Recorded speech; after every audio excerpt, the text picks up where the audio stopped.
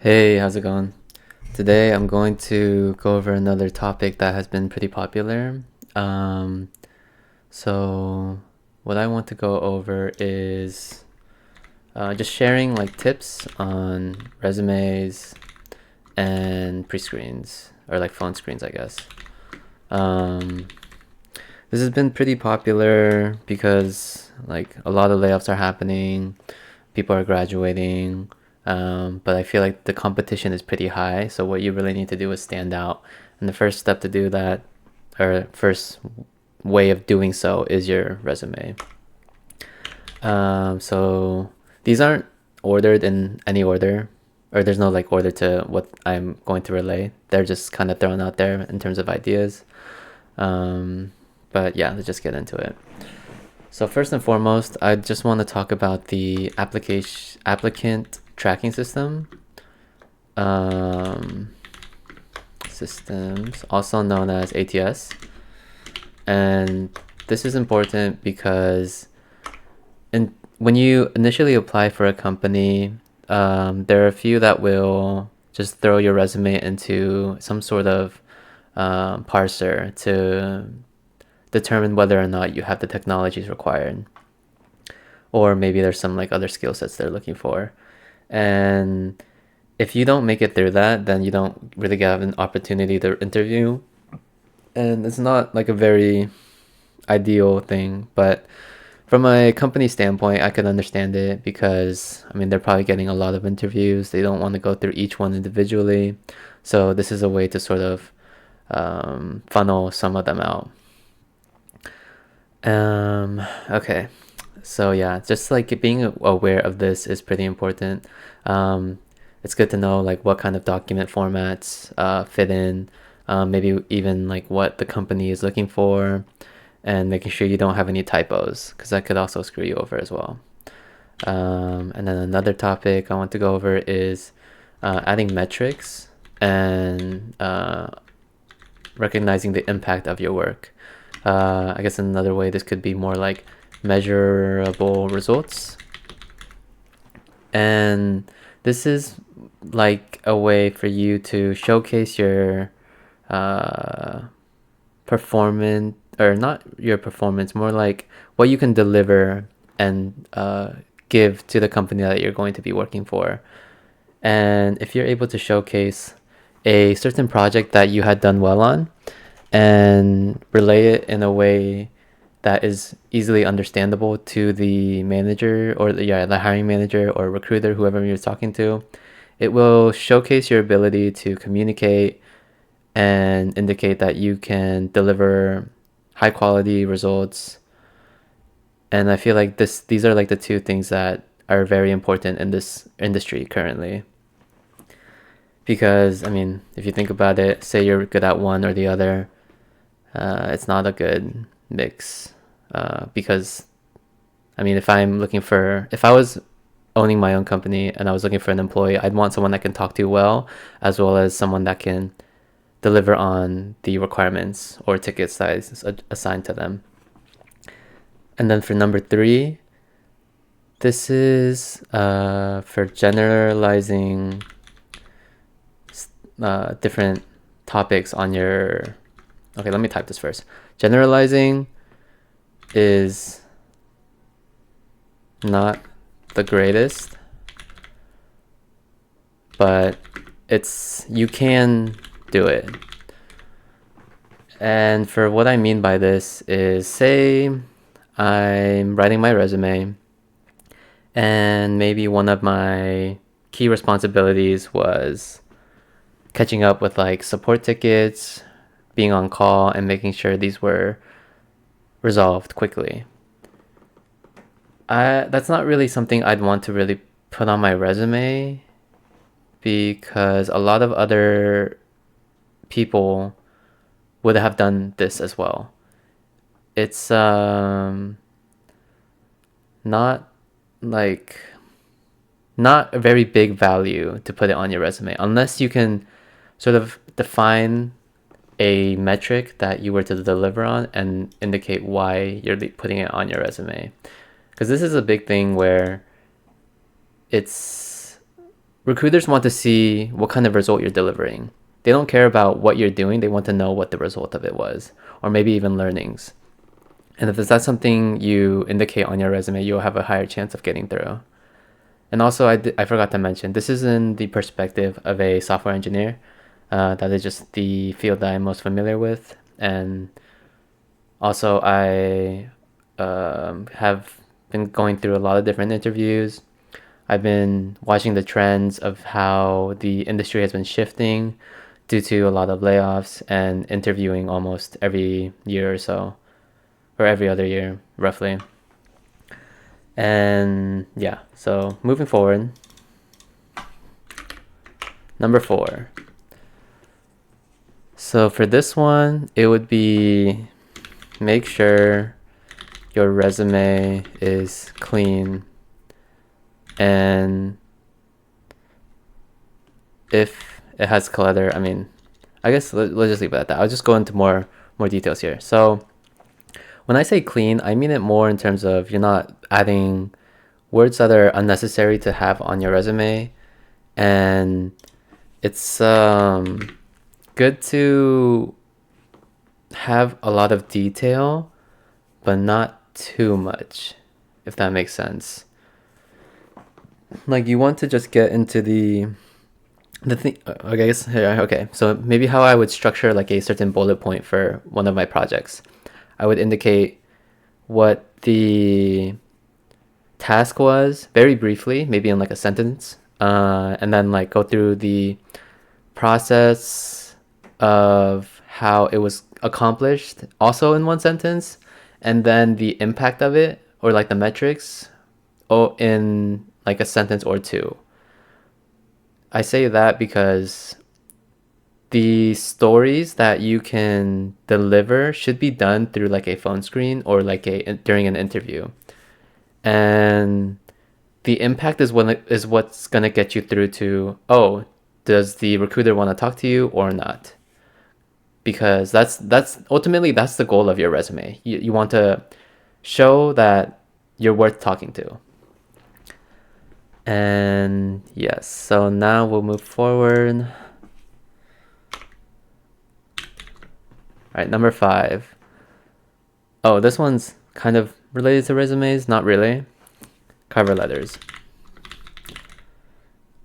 To be honest, they don't do diddly squat. I always spelled letters wrong.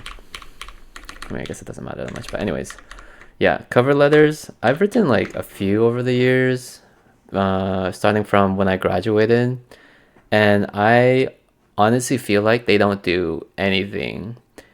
I was constructing cover letters for like each company to see if that would like help, but at the end of the day, I feel like the resume is what really made the point. And when I talk to recruiters, they don't even mention anything about my cover letter. So I guess in this case, what I want to say is, if you're writing a cover letter, make a super generic one that you can just send to any company.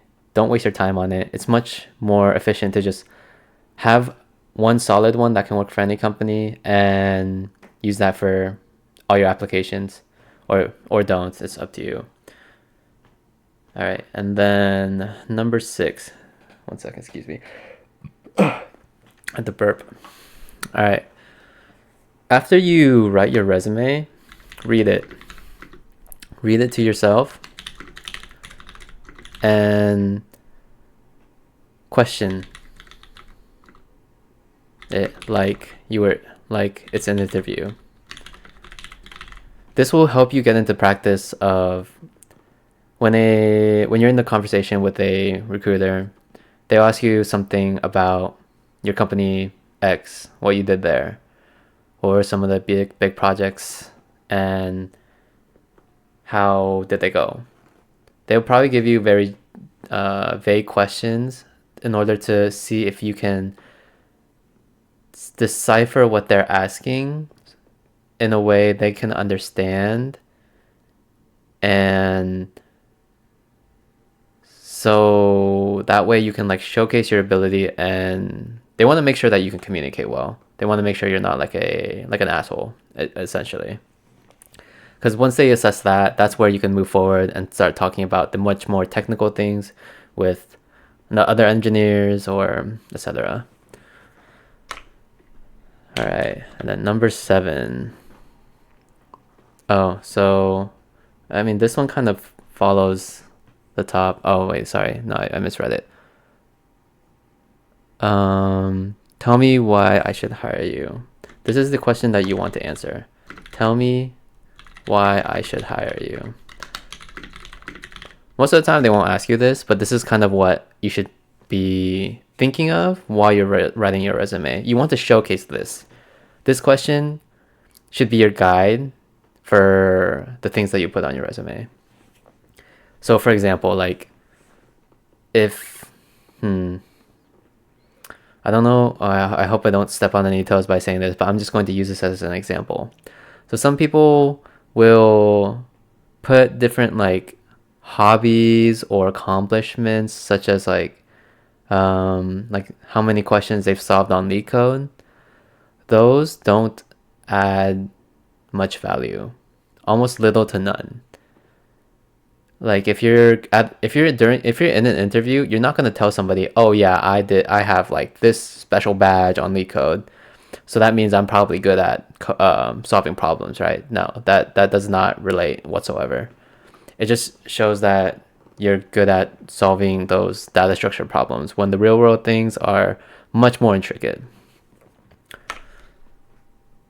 And yeah, like so with that, you should also like understand your own resume to the point where it should be in the back of your head. If somebody asks you a question, you should be able to answer something on it very seamlessly.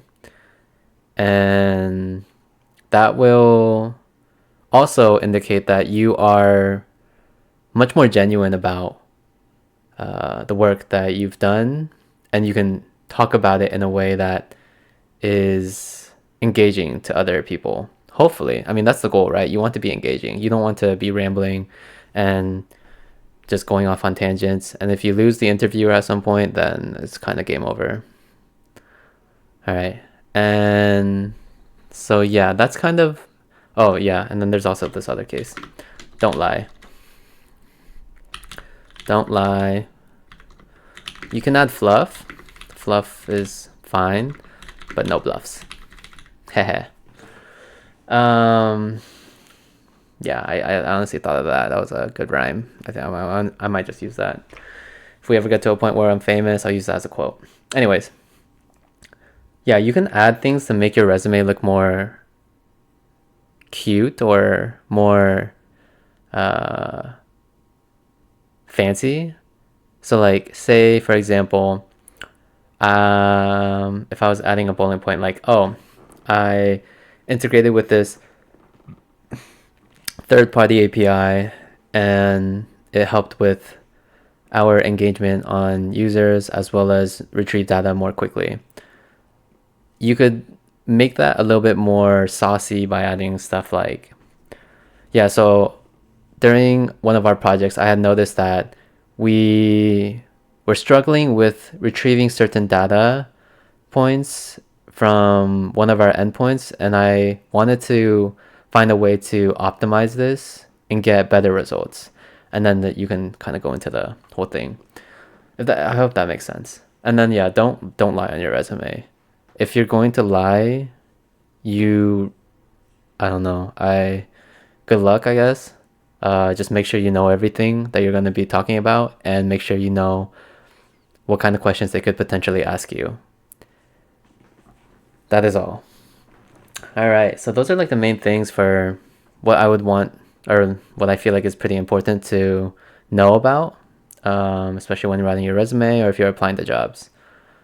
And it's probably a good practice where you review your resume more regularly, so that way you like understand it more, understand how to execute different stories. That'll help as well.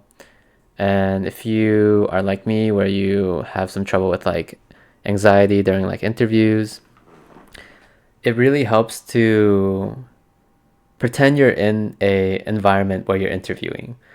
Set yourself some time where you are in like a mock interview. So like most of the times these phone screens go for like 30 minutes. Sometimes they go for like 20, depending on how many questions they have for you. And what you can do is start with like something, let's see. Oh, yeah. So they'll probably say something like, tell me about yourself. And then come up with like a answer that you can just kind of lay out. And if they ask about like another project that you're proud of, make sure you can talk about that and any sort of follow-ups. And also, the most of the time these recruiters probably don't have an idea of what the things that you are talking about unless they have a technical background. So it's good to like keep that in mind. So make sure you're like it's not it's an interview, but at the end of the day, it's still just like a conversation. Or sorry, it's a conversation, but at the end of the day, it is an interview. But I would want you to treat it like a conversation because it'll flow much better that way. If you feel like you're getting interviewed and everything you say is getting judged in some sort of way, it won't help with your progression of the conversation. So try to keep that in mind. And yeah, I was thinking about doing like resume reviews for some people. If you think that's a good idea, if you'd want some insight on that, let me know in the comments and I would try to think of something. But otherwise, yeah, thanks for watching. I hope this helps and I will see you for the next video. Bye.